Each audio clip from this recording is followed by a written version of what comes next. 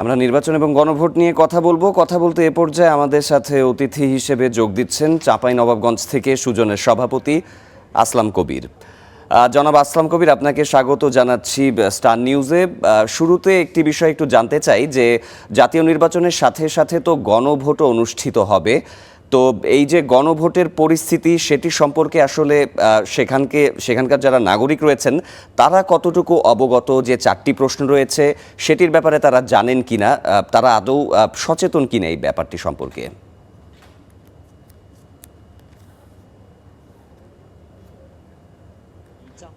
সদর 3 আসনে নাগরিকেরা অনেকটাই সচেতন।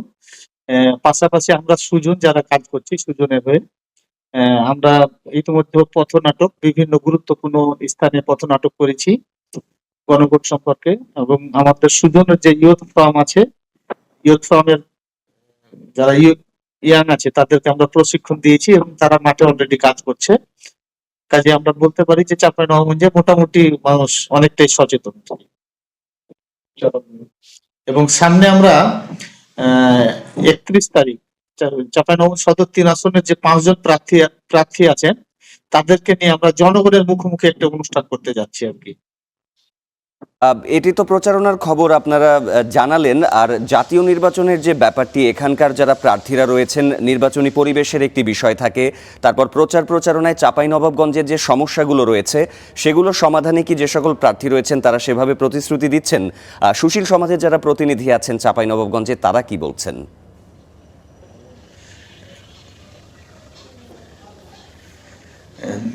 এখন পর্যন্ত আমরা আমাদের যেটা অবজারভেশন সেটা হচ্ছে যে ভোটের সুন্দর একটা পরিবেশ বিরাজ করছে। প্রত্যেক প্রার্থী স্বাচ্ছন্দ্যে তার নির্বাচনী প্রচার অভিযান চালিয়ে যাচ্ছে। এখন পর্যন্ত কোনো অপ্রীতিকর ঘটনাও ঘটেনি আর কি। তো আমরা আশা করছি এই অবস্থা বিরাজ থাকলে সুন্দর ও সুষ্ঠু একটা নির্বাচন হবে চাঁপাইনবাবগঞ্জে। আরেকটি বিষয় একটু জানতে চাই যে আপনি যেহেতু আপনারা সুশীল সমাজের একজন প্রতিনিধি, আপনারা চাঁপাইনবাবগঞ্জ অনেকদিন ধরেই দেখছেন যে এখানকার পরিস্থিতি কেমন, তো যদি সামনে নির্বাচিত সরকারের যে প্রতিনিধি আসবেন তাদের কাছে আসলে চাঁপাইনবাবগঞ্জবাসীর মূল কি প্রত্যাশা রয়েছে, কোন দিকে তারা আসলে উন্নতি চান?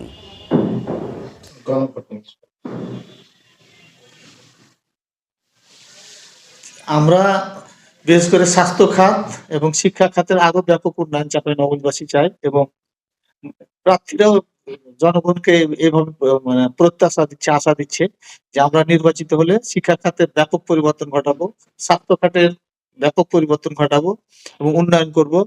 যোগাযোগ ব্যবস্থার আরো উন্নয়ন সাধিত হবে। বিশেষ করে চাঁপাইনবাবগঞ্জে যে আমাদের একটি পোর্ট আছে, এই পোর্টের আরো উন্নয়ন ঘটবে।